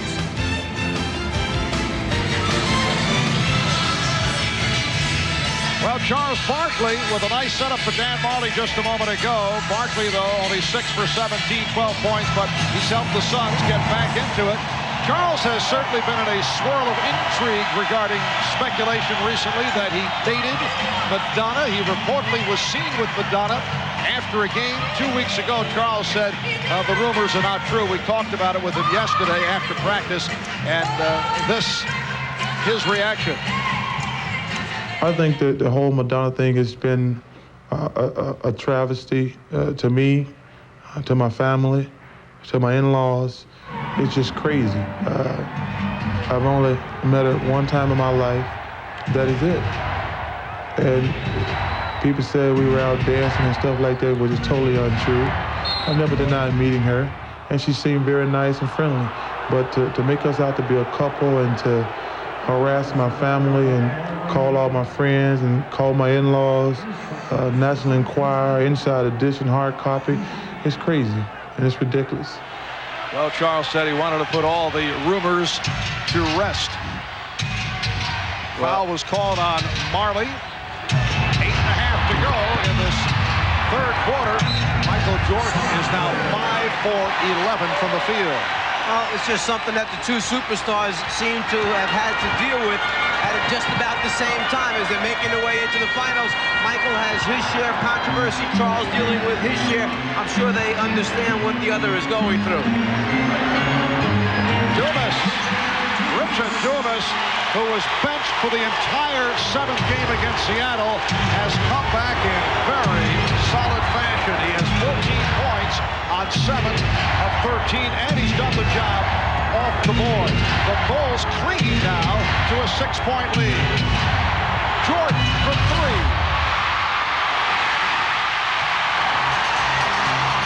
There's Dumas.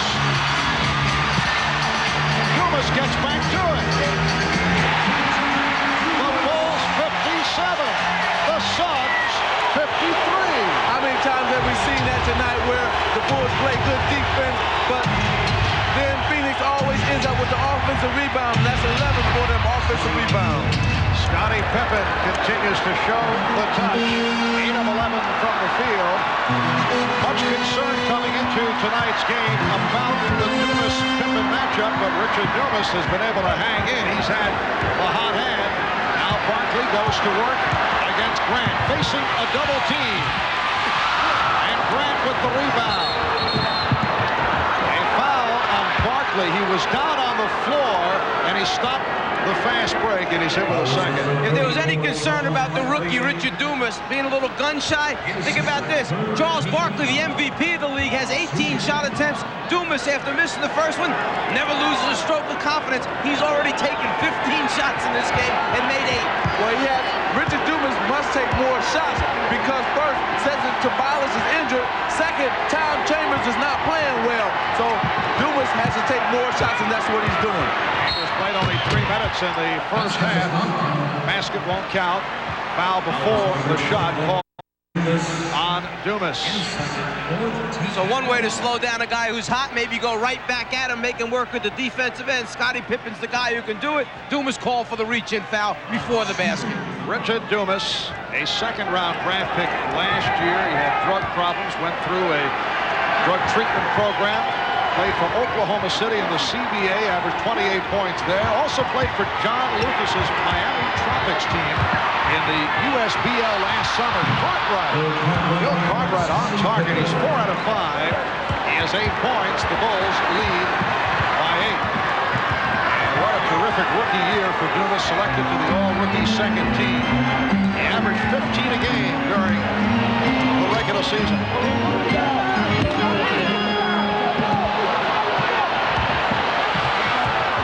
Shot clock at 4.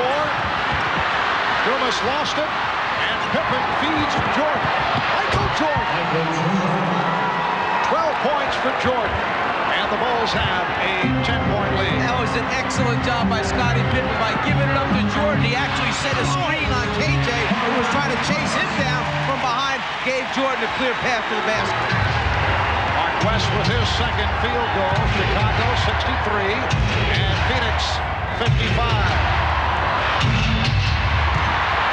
Al Cartwright keeps it alive.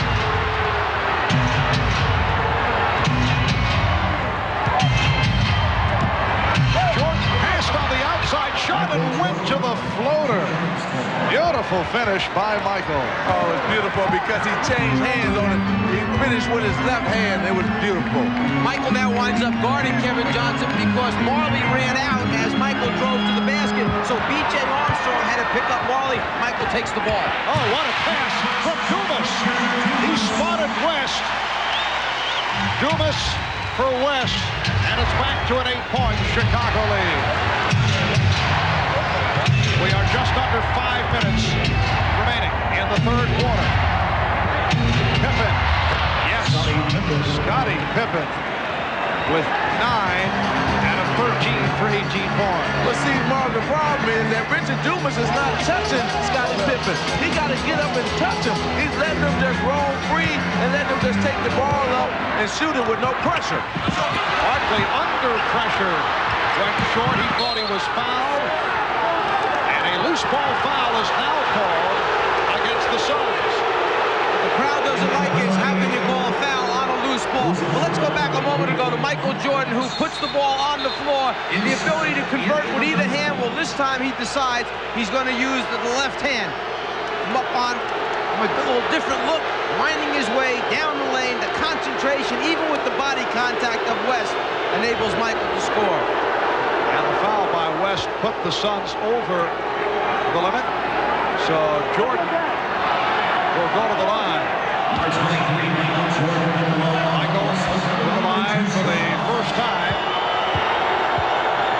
Michael Jordan during the regular season and 2 excellent games against Phoenix. 16 for 27, 40 points. That was here in Phoenix back in November, in Chicago in March.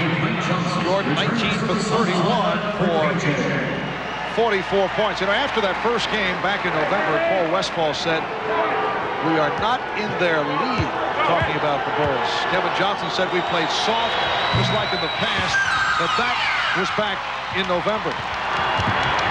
They split the 2 regular season games, each winning on the other team's home floor. Frank Johnson has returned. He's handling the ball against B.J. Armstrong. Illegal defense called, and Jess Kersey with a look at Phil Jackson, who apparently had something to say about it. Right now, you know, some way Phoenix going to have to get some more guys involved in the offense. Charles Barkley and Dumas cannot carry the offense. Want to see an illegal defense? The ball is over here. This man is guarding this player, but when he fades out of the screen, that defensive man never moves out of the lane. He gets caught guarding nothing but space. You got to either double team the ball. You just can't play the middle of the lane that way. And a timeout taken here at the America West Arena in Phoenix. The Bulls lead by 10. To this point, it has not been a good shooting night for Charles Barkley. 6 for 19, but look at this breakdown. Well, what happened in here is he's 1 for 7 jump shots, 5 for 12 inside. The reason that being is because he's shooting over a taller man than Horace Grant at 6'10". Charles Barkley is 6'4". He's giving him all kind of problems. You get frustrated when you go inside and you can't get a shot to fall over a taller opponent. So what you tend to do is you try and step away, maybe get a face-up look, see if you can get your game going that way. It hasn't happened so far for Charles. Here's Marley, who has been quiet again, not able to hit the 3. Barkley inside. And Grant pops it down. Good job by Pippen, and the box out on Barkley, leading to Grant getting to that. Jordan with a crossover to set it up. And Barkley gets to it. His pass knocked away. Jordan with the save. And back come the Suns. Frank Johnson challenges and then changed his mind. Marley with the open 3. Yes! Well, Dan Marley, who set an NBA playoff record by hitting 8 in one game against Seattle, hits the first 3-pointer for Phoenix tonight. They're 1 for 5 from downtown. It has not been a weapon thus far. The Bulls lead by 7 as we come up on 3 minutes to go in this third quarter. Jordan off the fake, the pass behind Cartwright. Well, what a crazy play for Dan Marley to finally knock a 3 down on him. I mean, you know, the save, the knock around, Frank Johnson get caught up in the air and then pass it back out, but he finally knocks it down. Let's see if he can capitalize on that being Dan Marley. Bill Cartwright charged with his 3rd. Phoenix already over the limit for the Bulls. Only their 2nd team foul. Paul Westphal has Frank Johnson now at the point guard position. Johnson and Marley at the guards. Barkley, Miller, Dumas up front. Barkley drawing the double team, threw it out. Johnson went short. Johnson with the save.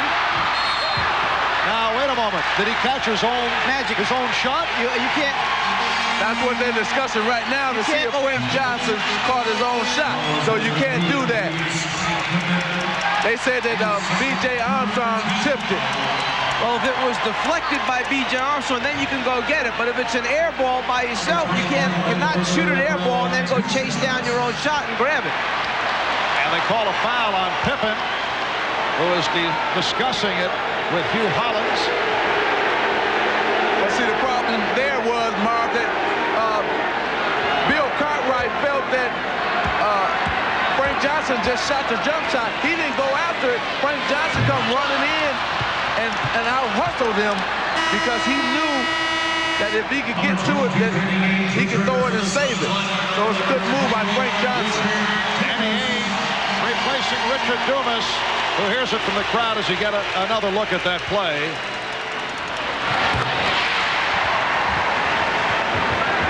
Miller has brought the Suns within 6. Now Ainge guarding Pippen. Marley switches off. Ainge now on Jordan. It is kicked out by Marley. And Chicago gets a new 24. The turnaround here in the third quarter by Phoenix has been sparked by their job off the offensive boards. And also by the shooting of Marley. 8 of his 12 have come here in the third. Cartwright followed up and fouled. Miller called for his third. Well, I don't know if it'll have an effect down the road, but Danny Ainge injured his right thumb in this last series as he came down the floor. A little bit of a collision right there. He's trying to see how much damage has been done as he grabs the basketball. And you'll see him go back and hold that thumb again. It's been bothering him since the collision took place when Jordan and Pippen played a little two-man game. Bill Cartwright making his first appearance at the line.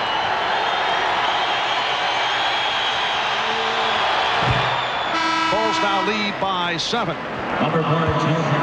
Well, the National Hockey League season is now over. Your LA Kings Magic with a good run of the playoffs, knocked off by the Canadiens 4-1. Montreal takes the series 4-1. The Czar had it all figured out. He said that he thought the Canadiens would back check and forecheck right throughout. That was his explanation. Well, I thought that good offensive rebound there by Michael Jordan. I thought that the series before the Canadian series took a lot out of the Kings, and that hurt them. By Pippen off the steal, and Johnson gets it back. Frank Johnson with a gorgeous ball fake. What a play by the veteran Frank Johnson. The Bulls 71 and the Suns 64.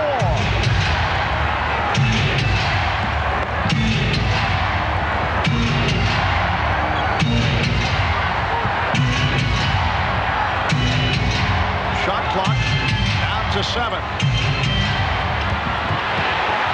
Jordan had to save it. Grant rebounded by Barkley. You finally see the Suns' body stepping up. It's a little more physical now. Marley on the foul. Marley getting inside, and Phoenix has moved within 5. That was another offensive rebound. Phoenix is in this game because of offensive rebounds. We're coming up on 1 minute to go in the third. Pippen beating Ainge off the dribble, and a foul is called. Barkley over to help out, and he picks up his third. Well, Michael Jordan, who has the ability to get that first step, get in the lane quickly, finds an easy way to get himself 2 points. But then the transition game for Phoenix is the key to their offense. Frankie Johnson finds a spot open, picks his spot to score an easy 2. Scottie Pippen at the line for the first time. Only a 66% free throw shooter during the regular season. Now Kevin Johnson and Richard Dumas return. Charles Barkley will get a rest, and Frank Johnson sits down. Nice job by Frank Johnson. When Frank comes in, he picks up the tempo even more so. You know, he's a crowd favorite, and he usually pushes the ball up at every opportunity and make good things happen for the Phoenix Suns. Well, Pippen misses both.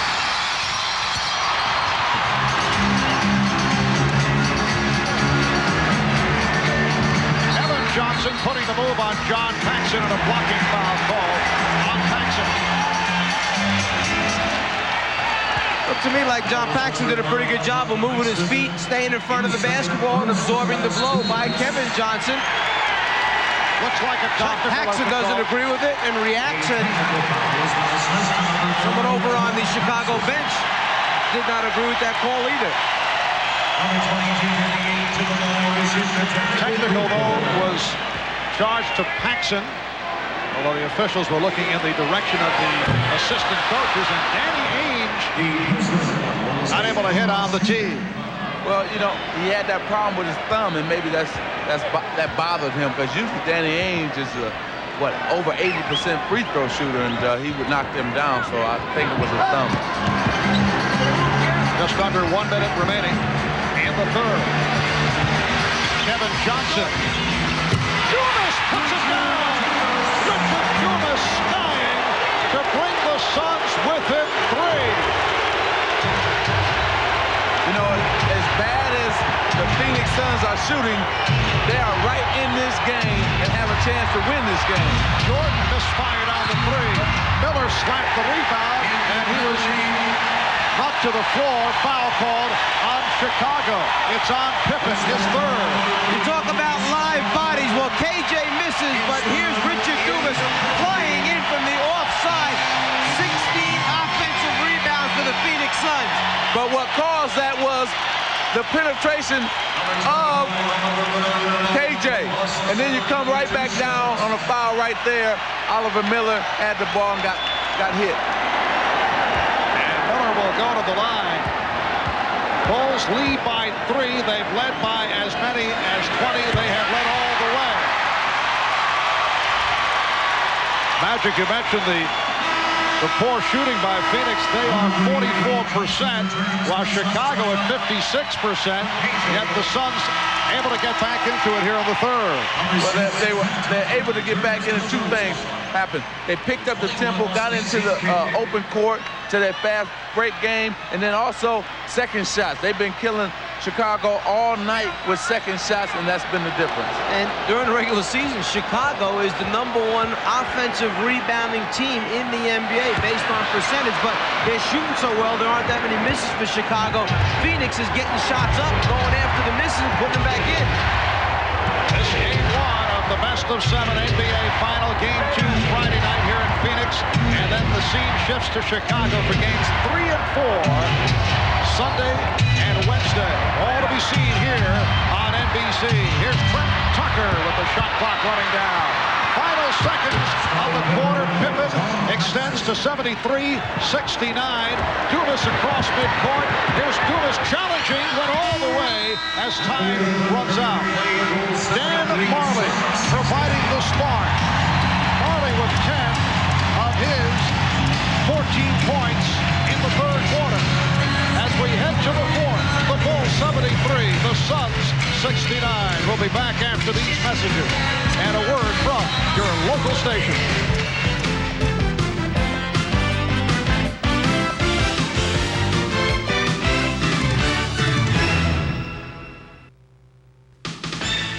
This copyrighted telecast of the National Basketball Association may not be retransmitted, reproduced, or rebroadcast without the express written consent of the NBA. A capacity crowd better than 19,000 on hand at the America West Arena in the Valley of the Sun, Phoenix, Arizona. We're headed to the fourth, Chicago leading by 4. If you're wondering whether Chicago's come upon some tough times and can't afford good uniforms, here's how that uniform got ripped. Frankie Johnson trying to fight his way through a screen, gets a piece of Scottie Pippen, but shortly thereafter, Johnson walks over and says, I didn't mean anything by that. Pippen says, okay, you're a good man, let's move on. I don't like it, though. I didn't like the fact that Frank Johnson apologized to him. Forget about it, you did it, and hey, we're out here to win. And one thing Pat Riley taught the Lakers when I was playing with them, don't apologize, do it again if you have to do it again, because you're out here to win. What is this we heard about those finesse Laker clubs, Magic? What is this? No. You don't win championship being finesse. That's the Chicago Bulls. That's why they're the back-to-back champions. Phoenix has 71 shots already parity in this basketball game. The Bulls have allowed just 74 a game in the playoffs by their opponents. So working those offensive boards, getting shots up in a hurry has paid off for Phoenix. Loose ball foul was called. The Bulls thought it was against Phoenix. And for a moment, it appeared that Hugh Evans was calling it against Michael Jordan. That's when they got the Bulls wild on the bench. But it's Charles Barkley called for his fourth. Well, that was a good call because Charles had came up under Michael Jordan. Here, Michael got the inside position and jumps up, and Charles gives him a little nudge, a little elbow, and pushes him. Good call by the referee. In the third quarter, Phoenix red hot, 12 for 23 from the field. Jordan with the step and pitched it out. The Bulls swing it. They did not have the good shot. Now Jordan finds the good shot. What patience by the Bulls team. Jordan penetrates, kicks it to BJ, who has a shot. He doesn't take it. He pitches to Paxson, who has a shot. He doesn't take it. Who winds up taking the shot? The guy that started the whole thing, Michael Jordan. Patience on the clock. Michael has 19. Crowd quiet as if they turned off the crowd record with the Suns setting up. Scott Williams, who started this fourth quarter, able to field that long pass. Williams played well in the first half. Jordan able to penetrate, and the Bulls with a 77-69 lead. See what happens when you take Dan Marley and not put him on Michael Jordan. Richard Dumas comes running out there. You know you can't come running full speed at Michael Jordan. Ball fake, get inside, layup. Frank Johnson. The Bulls by 6. They have led all the way. They led by as many as 20. In the first half, the Suns closed with a 15-6 run to end the second quarter. The ball goes back to Phoenix. So Michael Jordan, who had 10 points in the first half, sees the seam, the opening, gets past Dumas after the fake. Easy score for him. Johnson and Ainge in the guards. Dumas, Barkley, Marley up front. Again, the double team, and Barkley had to throw it out. Again, the double team. Armstrong over. Johnson with the shot. Frank Johnson just to beat the 24, and the Bulls lead by 4 points. Frank Johnson was so complimentary to George Westphal yesterday. The fact that he instills confidence, allows the players to keep taking shots, shooting the ball, even if they're struggling on certain nights. Marley and Barkley converge to get a piece of it. Look out, the foul called on Scott Williams. And it appears that he is shaken up. That's the first foul on Scott Williams. The Bulls trainer Chip Schaefer out to take a look. Looks like he may have banged that hip in the collision. One of those hip pointer type injuries when he collided with Charles Barkley. Well, here it comes right here. He's going to try to challenge Charles Barkley, and then he's going to fall. Oh, yeah, hip first. It might be. Hopefully, it's not a hip pointer. 9:40 remaining in this fourth quarter. We'll be right back. Miller Genuine Draft presents Genuine Moments. This Miller moment takes us back to the 1987 finals, the year Magic Johnson of the Lakers beat their arch rivals from Boston in 6, leading to this memorable prediction from Coach Pat Riley. And I'm guaranteeing everybody here, next year we're going to win it again. Well, the Lakers stood by his word, repeating as champs the following season. In recognition of this moment, Miller Genuine Draft will donate $1,000 to the Thurgood Marshall Scholarship Fund. Magic, what was your reaction when Pat promised the repeat championship? We thought he was crazy. We were upset with him for saying that because we wanted to enjoy the one we had just won. Putting a little pressure on. 2.5 gone by, fourth quarter. Phoenix with the ball. They're down by 4. Barkley rebounded by Grant. Barkley knocked it away, and a foul's called. Richard Dumas called for his third. Let's go over to Hannah Storm. Hannah? Well, the Phoenix Suns have quite a cheering section over here. These are all the sons of the Suns, and as you can see, they have their rally caps working. In fact, Skylar Chambers right here. If you'll take that off, Skylar, we can see that you even have your head shaved like his favorite player, Charles Barkley. Michael Jordan not able to hit Michael said last touch by Phoenix. One said last touch by Chicago, and they are now having a conference. They changed the call. It was deflected out by the Bulls. Well, that's why you have 3 officials on the floor. Make sure you get it straight. Little conference is okay. Shot goes up. Now, where did the ball wind up touching? Who did it go off of last? That's the decision. Well, not only do you have 3 officials, but 3 of the best officials here. Jordan with the steal. And Jordan goes all the way. You also may have noticed Scott Williams, who went down prior to the timeout, is okay, landing on the hip, but he is still on the floor and guarding Miller. 8.5 remaining, fourth quarter. 6-point Chicago lead. Dumas going glass. 20 points for Richard Dumas. You can see here that Chicago has gone to that 3-guard offense right now, with Michael Jordan really playing small forward. Jordan off the dribble. 25 for Jordan. Only on the transition. Nice job protecting the ball with Jordan looking for the steal. When Michael goes to the basket, or Michael pulls up for a jumper, they take the defensive player on him and run him out right away, hoping they can get an easy one. But Mike, that wasn't Michael's fault. You got 2 other guards in the game. Michael scored. Somebody should get back. Chicago with a 4-point lead. Barkley chest to chest with Williams, going cross court for Paxson. So John Paxson extends to an 83-77 lead. Phoenix Suns have hit their last 4 shots. Here comes Armstrong looking to help, then he drops back. Oh, what a move! Barkley with the spin. It has been an off night for Charles, only 7 for 22. He has 14, but he's brought the Suns within 4. Miller providing the help on the double team. Jordan. And illegal defense has been called. Illegal defense. Let's go back a few moments ago. When Michael Jordan goes up for a shot or penetrates, his defensive man will challenge and run out. But here's the guy up here, Paxson, who should be covering the backcourt for Chicago. Paxson stays right there, never gets back. Michael's shooting the shot. That's what happens. Illegal defense, the second called on Phoenix. B.J. Armstrong with the technical. So he is 3 of 3 from the line, 13 points in all. Chicago 84 and Phoenix 79. 7:09 remaining in this fourth quarter. Chicago Bulls went 57-25 during the regular season. They won the Central Division. Ainge with the rebound of that shot that was too strong. Ainge thought he was fouled. Here's Barkley, and he was fouled by Williams. Excellent job by Charles Barkley. The dribble had been picked up. There was pressure defense by Chicago.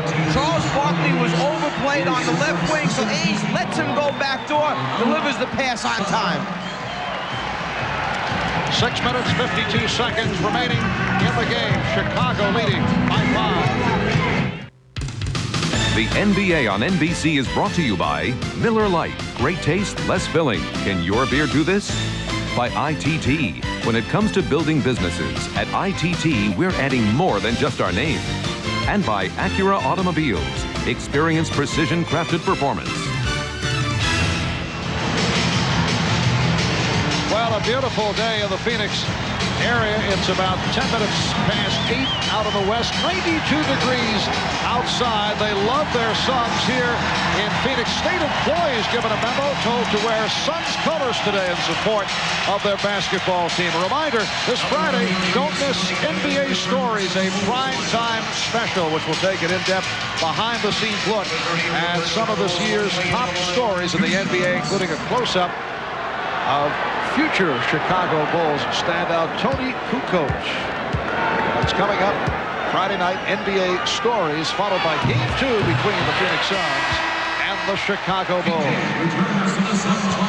Well, Charles Barkley only 7 of 22 from the field. 15 points, 9 rebounds. Michael Jordan getting a rest, 12 for 22 for 25 points. Both guys have 22 attempts at the basket. Barkley 6 for 14 on the inside, 1 for 8 on the perimeter. Michael 6 for 8 on the inside, 6 for 14 on the outside. This is an important time for the Chicago Bulls, especially if they're the road team. With Michael Jordan on the bench, let's see who's going to provide the offense for the Chicago Bulls. And Jordan with 8 of the Bulls, 11 points in the fourth quarter. Some light pressure shown by the Suns. Bulls with a 3-point lead. They led by as many as 20. Shot clock running down. It's down to 2. Armstrong, very difficult angle shot. Knocked out of bounds by the Suns. See, this is what happened. Now here comes Michael Jordan right back into the game. See, Bill Jackson was sensing that they couldn't get anybody involved in terms of getting somebody a shot because those guys out on the court besides Scottie Pippen, he's the only one that can break somebody down off the dribble. So Jordan is back. Jordan, Grant Williams, Pippen and Armstrong on the floor.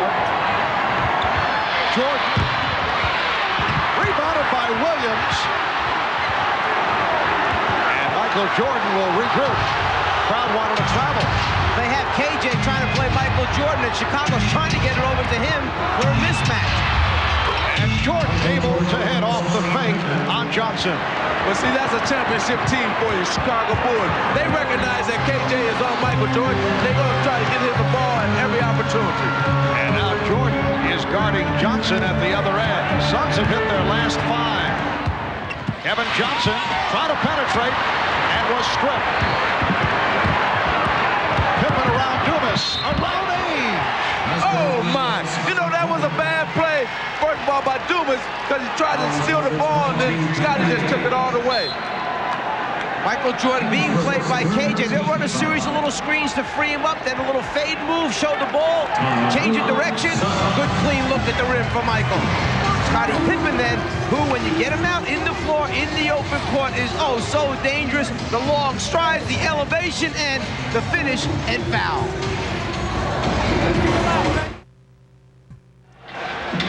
Well, Michael Jordan with 10 points in the fourth quarter has passed Elgin Baylor on the all-time playoff scoring list and is only 9 points away from the number 5 man, Magic Johnson. I know a very sad moment for you. Definitely, because he's going to pass me tonight, so that'll be over. So Michael gunning for Magic, just 9 away. That last time out, Phil Jackson trying to make some decisions. Who is the next guy that's going to step up and supply a little bit of scoring for Chicago? It just can't be left up to Michael. And he mentioned we've been in this situation a number of times during the season. Now maybe they'll run a few things to try and get Scottie Pippen more involved. Scottie Pippen 0 for 3 from the foul line. Johnson was fouled. He was hacked by Armstrong. The Bulls 88, the Suns 81 with 5:23 remaining in the game, and Kevin Johnson will go to the line. That's 3 on B.J. Armstrong. Johnson is 1 for 1 from the line. Kevin Johnson went through an injury-hit regular season, limited to 49 games. He was out earlier this year with a badly bruised right calf muscle. He's an 82% free throw shooter. And the thing about him, Marv, he got hurt because of 2 of his own players. You know, Charles Barkley tried to jump up into his arms and hurt his knee.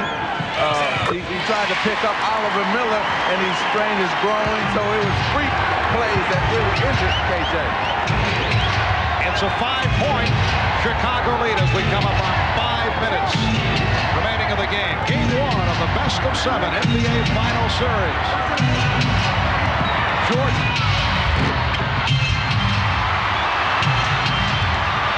And Pippen able to get to it. Armstrong for 3. Rebounded by Scott Williams. 12 rebounds for Williams. Another Chicago opportunity, and they cannot take advantage. Phoenix with the ball trailing by 5 points.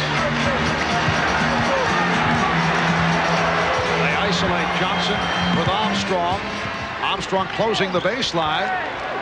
Now Barkley with 6 on the 24. Barkley, yes.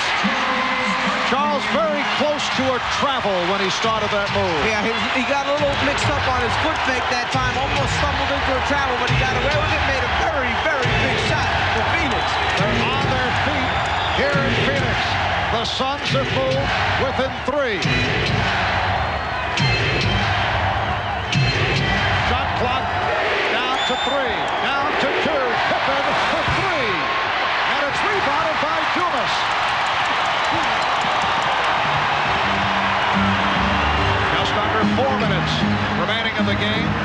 The Suns have come from 20 back. Barkley with the fake. Johnson. And Scott Williams able to collar the loose ball. Here's Jordan. Jordan is fouled. You saw that coming. And he had the big man backpedaling, and Michael took it right inside, and he wanted the contact. Barkley, after giving a little bit of fake, elevates a little bit of fade, just enough to get it over the top of the outstretched hand of Grant. And then Michael, all he's trying to do here, he gets no clean look, initiate body contact, get to the free throw line, try to make those 2 foul shots. And the Bulls, only 6 of 11 from the line. They are not a good free throw shooting team. Jordan is 2 of 3 from the line. Michael Jordan has burned it up when it comes to the NBA championship round. He's shooting off earlier in the playoffs. Here's Johnson, rejected by Grant. Armstrong for Pippen, and a foul called on Dumas. You know, you gotta love the Chicago Bulls. This is what makes champions. Defense right here, block shot by Horace Grant. Then they get out on the break and go down and get a foul. Here's a block one more time. I tell you, that's team defense. Team defense starts with the word belief. You have to believe in one another. When one guy gets beat, the next guy covers, and you have to continue to cover for one another. Scottie Pippen is now 0 for 4 from the line. Earlier we discussed the fact that he's not a good foul shooter at 66%. 5-point Chicago lead. Meanwhile, the Suns have managed to come back despite the fact that Charles Barkley has had a horrendous shooting game, 8 for 23. How about Kevin Johnson, 3 for 10, only 2 assists. But they've been doing an excellent job of keeping him out of the lane, cutting his penetration off, and that's Kevin's game. Marley taking advantage of an overplay, rebounded by Grant. It's a 3-on-1. Armstrong for Pippen. See, when you crash the offensive board on Chicago, they will get out and run on you, and that's what happened there. Jump shots produce long rebounds. That's one way teams can get out and run. And then if you go in and send too many people to get offensive rebounds and you don't cover your backcourt, well, here's what happens. 3-on-1, not much you can do. So the Bulls with 5 straight points. They now lead by 8. 2:46 left in the game. And a storm back at America West Arena with a very excited Johnny Mickens. This is Charles's grandmother and first coach in for the game from Leeds, Alabama. What do you think of Charles's play down the stretch? What does he need to do to bring the team back, Johnny? Just got to keep his boys and stay into the game and play some defense. All right, there you have it. Marv? Well, some sound advice, huh? I think she knows the game. Johnson turned back. The Bulls take advantage of the turnover. Michael Jordan able to swing it to the corner. Bulls not rushing their shots, again showing the patience. Now Armstrong is open for the three-pointer and hits it. Marv showing the patience of a championship team. Third from downtown for B.J. Armstrong, and the Bulls now lead 96-85. Johnson got inside and missed. Kevin Johnson has had a very long night. We're under 2 minutes remaining in the game. Suns have missed their last 5 shot attempts. Phoenix has 1 timeout remaining, 1 conventional, and a 20. Bulls with 4 timeouts plus their 20. Shot clock running down. Here is Jordan. And that's a 24-second violation. You're involved in an 8-point game, you still got a chance. Chicago swings it, finds the best three-point shooter in the league. B.J. Armstrong knocks it down. The 8-point lead goes to 11. Charles knows that's not a good sign. And then right after that, Dan Marley played excellent defense on Michael Jordan. Johnson, Bulls 96, and the Suns 87. Timeout taken by Scott Williams. He could not find anyone to inbound to. So a minute 26 remaining in this fourth quarter, and the Bulls leading at 96-87. Reminder tonight, following your late local news, don't miss the Tonight Show with Jay Leno featuring singer Betty Carter, then Late Night with David Letterman. His guests include comedian Dennis Miller, followed by Later with Bob Costas. Bob obviously very busy with the NBA Finals, handing over the show temporarily to guest host Matt Lauer, who will be talking with Montel Williams. That's all tonight right here on NBC.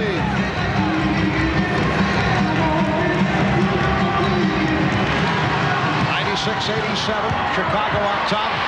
Jordan had it knocked away by Dumas, and the Bulls have 16 on the 24. Well, you can look for Chicago now to just use the clock. Go wind the clock down right to the end and then take the shot then. The Chicago Bulls seeking to take away the home court advantage of the Phoenix Suns with the victory here in Game 1. Game 2 Friday night here in Phoenix, then they move to Chicago for games 3 and 4. Barkley for 3. Charles Barkley hammers from three-point range to bring Phoenix within 6. Just under 1 minute to go in the game. There's still plenty of time left in this basketball game. They need a few breaks, but that's not one of them right there. Well, the whole team of the Phoenix Suns just watch Michael just go in for the easy layup. You got to converge on him. Maybe they thought he was going to pull it out, pass it around for a while, Magic. Use some time up. Barkley, Pippen with the rebound, and he's fouled by Ainge. Michael Jordan has 31, 14 of the 31 in the fourth quarter, so a fast finish by Michael Jordan.